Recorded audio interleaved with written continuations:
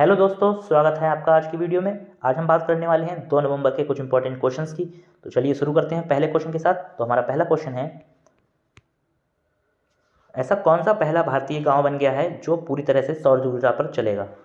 तो ये बना है मोढेरा, जो पूरी तरह से सौर ऊर्जा पर चलेगा। तो बात करें मोढेरा की, तो मोढेरा कहाँ पड़ता है? ये गुजरात के मेहसाना डिस्ट्रिक्ट में पड़ता है। और मोढेरा को हम एक और वजह से जानते हैं, यहाँ पर सन टेम्पल है। पूरे भारत में 2 सन टेम्पल है, एक सन टेम्पल जो मोढेरा में है और दूसरा sun temple Konark sun temple जो कि उड़ीसा में है। और ये सन टेम्पल जो है मोढेरा वाला, ये किसने बनवाया था? ये भीमा फर्स्ट जो कि चालुक्य वंश से थे। और जो सन टेम्पल कोणार्क में है उड़ीसा, वो बनवाया था नरसिंह देव फर्स्ट ने, जो कि पूर्वी गंग वंश के थे। बढ़ते हैं अगले क्वेश्चन की ओर। हमारा अगला क्वेश्चन है, Indian industrialist Jamshed J Rani passed away, what was he called.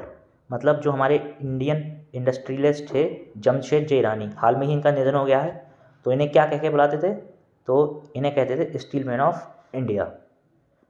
बढ़ते हैं अगले क्वेश्चन की ओर। तो हमारा अगला क्वेश्चन है, और अगले क्वेश्चन की ओर बढ़ने से पहले, ये जमशेद जे रानी कौन थे? ये पूर्व मैनेजिंग डायरेक्टर थे टाटा स्टील के। बढ़ते हैं अगले क्वेश्चन की ओर। हमारा अगला क्वेश्चन है, president Droupadi Murmu has inaugurated the India water week in which city. तो प्रेसिडेंट जो राष्ट्रपति हमारी द्रौपदी मुर्मू, उन्होंने इंडिया वाटर वीक का उद्घाटन कहाँ किया था? तो ये किया था ग्रेटर नोएडा में। इसके बारे में कुछ और जान लेते हैं। President Droupadi Murmu has inaugurated 7 edition of India's Water Week in Greater Noida on 1st November till 5 November 2022। मतलब ये 7वां एडिशन था, 7वां संस्करण था वाटर वीक का, जो ग्रेटर नोएडा में होने वाला है 1 नवंबर से 5 नवंबर तक। और इसमें कौन कौन सी कंट्री पार्टिसिपेट करेंगी? जो हमारी पार्टनर कंट्रीज़ हैं वो हैं डेनमार्क, सिंगापुर और फिनलैंड। और इसकी थीम क्या है? थीम है water security for sustainable development and equity. बढ़ते हैं अगले क्वेश्चन की ओर। तो हमारा अगला क्वेश्चन है, the University Grants Commission has declared that which city will be observe which day will be observe as a Bharatiya Bhasha दिवस एवरी ईयर। मतलब भारतीय भाषा दिवस हर साल किस डेट को मनाया जाएगा? तो ये मनाया जाएगा 11 दिसंबर को। बात कर लेते हैं भारतीय भाषा दिवस की। तो क्या है इस दिन का महत्व? हम ये दिन क्यों मनाते हैं? तो भाषा सद्भाव और भारतीय भाषाओं को सीखने का माहौल बनाना, बहुभाषावाद को मजबूत करने के लिए, लोगों को अधिक भाषाएं सीखने के लिए प्रोत्साहित करना और लोगों को विविधता में एकता का अनुभव कराने के लिए भारतीय भाषा दिवस का पालन करना और इसे भारतीय भाषा उत्सव के रूप में मनाने की सिफारिश की गई है। और ये क्यों मनाया जाता है? क्योंकि इसी दिन भारतीय भाषा दिवस और भारतीय भाषा के 11 दिसंबर को भारतीय भाषा दिवस या भारतीय भाषा उत्सव के रूप में चुना गया था, क्योंकि यह आधुनिक तमिल कविता के अग्रणी कवि सुब्रमण्यम भारती की जयंती का प्रतीक है। इसीलिए हम 11 दिसंबर को भारतीय भाषा दिवस मनाएंगे, 11 दिसंबर को। बढ़ते हैं अगले क्वेश्चन की ओर। तो हमारा अगला क्वेश्चन है कि केरला ज्योति अवार्ड, जो कि केरला गवर्नमेंट के द्वारा दिया जाता है, तो इसे ये किसे दिया गया है? तो ये दिया गया है MT वासुदेवन नायर। ये कौन है? ये साहित्यकार हैं मलयाली भाषा के। और बाकी की जो ये केरला ज्योति अवार्ड है, ये केरला राज्य का सबसे हाईएस्ट ऑनर अवार्ड है। मतलब जैसे हमारा पद्म विभूषण, पद्म भूषण, पद्मश्री, तो हाईएस्ट जो ऑनरी सिविल अवार्ड होता है उसमें पद्म विभूषण होता है। तो ऐसे ही केरला ज्योति अवार्ड ये हाईएस्ट ऑनर अवार्ड है। और जो सेकंड हाईएस्ट ऑनर अवार्ड होता है वो है हमारा केरला प्रभा अवार्ड, जो कि ये लास्ट के जो 3 ऑप्शन है इन लोगों को मिला है, टी माधवा मेनन, ममूटी, ओमचेरी, एनएन पिल्लई। इन लोगों को मिला है केरला प्रभा अवार्ड। और ये टी माधवा मेनन कौन है? ये हैं पूर्व सिविल सेवा अधिकारी। और ओमचेरी एनएन पिल्लई ये राइटर हैं। और ये मेमोटी हैं, ये एक्टर हैं।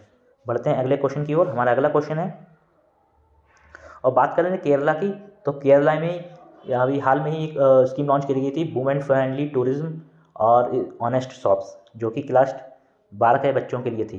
बढ़ते हैं अगले क्वेश्चन की ओर। हमारा अगला क्वेश्चन है, किस राज्य सरकार ने साइबर इंटेलिजेंस यूनिट लगाने की घोषणा की है, जिससे कि जो साइबर क्राइम होते हैं और फाइनेंशियल क्राइम हो रहे हैं उनको रोका जा सके। तो ये घोषणा की है महाराष्ट्र सरकार ने। महाराष्ट्र में मुंबई में ये साइबर यूनिट लगेगी, साइबर इंटेलिजेंस यूनिट। और बात कर ले मुंबई की, तो मुंबई को 2021 का ट्री सिटी घोषित किया गया था, tree city of the world 2021। और इससे पहले हैदराबाद को tree city of the world 2020 घोषित किया गया था। हैदराबाद को 2020 का tree city of the world घोषित किया गया था। और ये किसके द्वारा डिक्लेयर किया जाता है? ये है FAO, food and agriculture organization, जिसका हेडक्वार्टर रोम में है। रोम पड़ता है इटली में। और FAO की बात करें तो FAO का फॉर्मेशन कब हुआ था? 16 अक्टूबर 1945 में बना था। और इसके जो DG हैं FAO, food and agriculture organization, तो इसके जो DG हैं, डायरेक्टर जनरल, वो हैं क्यू डोंग यू।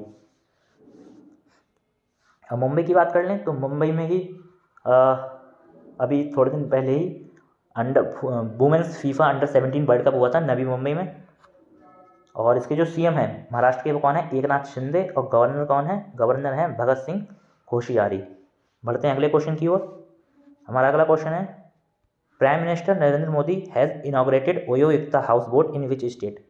तो हमारे जो प्रधानमंत्री ने ओयो एकता हाउस बोट किस स्टेट में इसका उद्घाटन किया है? तो ये है गुजरात में। और मियावाकी फॉरेस्ट और मेज गार्डन का भी उद्घाटन किया गया है। ये पड़ती हैं स्टैचू ऑफ यूनिटी के नियर एकता नगर है, मतलब स्टैचू ऑफ यूनिटी के पास में एकता नगर, वहाँ इन चीज़ों का उद्घाटन किया गया है। मियावाकी फॉरेस्ट, मेज गार्डन।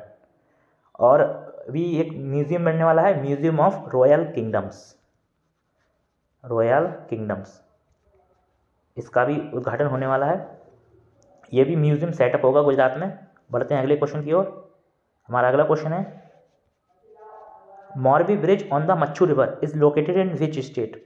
तो मॉरबी ब्रिज मच्छू रिवर पर है, ये कौन से राज्य में है? तो ये राज्य है गुजरात। हाल में ही इस पर अभी एक इंसिडेंट हो गया था। ये जो पुल है मॉरबी ब्रिज, ये कोलैप्स कर गया था, तो इसमें लगभग 141 लोग मारे गए हैं। और ये गुजरात में पड़ता है। बढ़ते हैं अगले क्वेश्चन की ओर। हमारा अगला क्वेश्चन है, where will museum of royal kingdoms be set up? मतलब म्यूजियम ऑफ रॉयल किंगडम्स कहाँ बनेगा? जैसा कि मैंने अभी बताया था, गुजरात में। बढ़ते हैं अगले क्वेश्चन की ओर। तो अगला क्वेश्चन है, which company has become the first Indian firm to post earning call on metaverse? तो ये बनी है हमारी RIL, मतलब रिलायंस इंडस्ट्रीज लिमिटेड। इसके बारे में जान लेते हैं। तो ये है कॉरपोरेट इंडिया के इतिहास में, मतलब पहली बार ये किसी कंपनी ने अपने हितधारकों के हित, तो इसके बारे में जान लेते हैं। तो ये है कॉरपोरेट इंडिया के इतिहास में ये पहली बार है कि किसी कंपनी ने अपने हितधारकों के साथ जुड़ने के लिए मेटावर्स का इस्तेमाल किया है। मतलब स्टेक होल्डर्स होते हैं जो, उनके साथ जुड़ने के लिए इन्होंने मेटावर्स के साथ जुड़े हैं ये लोग, जिससे कि ये आपस में कॉन्टैक्ट रख सकें। और RIL मतलब रिलायंस इंडस्ट्रीज लिमिटेड, मेटावर्स का निर्माण जो होगा वो जीमेट्री के साथ मिलकर किया गया है। और ये एक no code metaverse creation platform है। और इसे एक्सेस करने के लिए हमें न AR न VR पहनने की ज़रूरत नहीं है। बढ़ते हैं अगले क्वेश्चन की ओर। तो हमारा अगला क्वेश्चन है, which country has joint Indo Pacific drill with Indian navy? तो कौन सी कंट्री है? ये है ऑस्ट्रेलिया। इसकी बात कर लेते हैं हम ऑस्ट्रेलिया की। तो Royal Australian Navy has sent ships HMAS Adelaide and Anzac for exercise Indo Pacific Endeavour conducted by Indian Navy in Visakhapatnam from October 30 to November 2, 2022। मतलब रॉयल ऑस्ट्रेलियन नेवी है वो अपने 2 शिप भेजेगी, HMAS एडिलेड एंड एनजेक, जो हमारी exercise होने वाली है इंडो पैसिफिक, जो इंडियन नेवी के द्वारा कराई जा रही है विशाखापट्टनम में। और ये कब तक होगी? अक्टूबर 30 से 2 नवंबर तक। बढ़ते हैं अगले न्यूज़ की ओर। तो न्यूज़ है, Red Bull's Max Verstappen wins F1 Mexican grand prix 2022, Red Bull driver.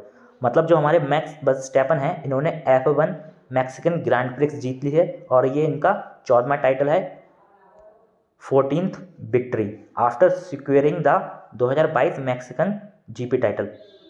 मतलब इनका 14वां टाइटल है, इन्होंने ये रेस जीत के अपना 14वां टाइटल हासिल कर लिया है। और सेकंड नंबर पे जो आए थे वो ल्यूइस हैमिल्टन मर्सिडीज़ के हैं। और जो थर्ड नंबर पे जो आए थे वो हैं रेड बुल्स के सर्जियो पेरेज। बढ़ते हैं अगली न्यूज़ की ओर। तो हमारी अगली न्यूज़ है, retail jewellery major Malabar gold and diamonds has become the first jeweller in India to import 25 kilogram gold under the comprehensive economic partnership agreement between India and the UAE। इसका मतलब खुदरा ज्वेलरी प्रमुख Malabar gold and diamonds भारत और UAE के बीच व्यापक आर्थिक भागीदारी समझौते के तहत 25 किलोग्राम सोना आयात करने वाली भारत की पहली ज्वेलर बन गई है। मतलब जो हमारी मालाबार गोल्ड और डायमंड्स है, जो खुदरा ज्वेलरी प्रमुख हैं, जो उन्होंने जो उनके बीच समझौता है, भारत और UAE के बीच में जो समझौता है, व्यापक आर्थिक भागीदारी समझौता, इसके तहत इन्होंने 25 किलोग्राम जो सोना है वो इंपोर्ट कराया है UAE से। और बात कर लें इस एग्रीमेंट की, तो ये एग्रीमेंट कब हुआ था? तो ये एग्रीमेंट साइन हुआ था 18 फरवरी 2022 को ये साइन हुआ था। मगर ये कब लागू किया गया था? तो ये लागू हुआ था 1 मई 2022 से ये एग्रीमेंट लागू हुआ था। और अगर हम UAE के अलावा बात कर लें तो हमारा जो एग्रीमेंट है वो साउथ कोरिया और जापान के साथ भी हो रखा है। तो ये थे आज के कुछ इंपॉर्टेंट क्वेश्चंस। अगर आपको इसकी PDF चाहिए तो आप हमसे टेलीग्राम पर जुड़ सकते हैं। मैंने इसकी PDF टेलीग्राम पर डाल दी है, तो टेलीग्राम का लिंक मैंने डिस्क्रिप्शन में दे दिया है। मिलते हैं अगली वीडियो में कुछ और इंपॉर्टेंट क्वेश्चनों के साथ। Thank you.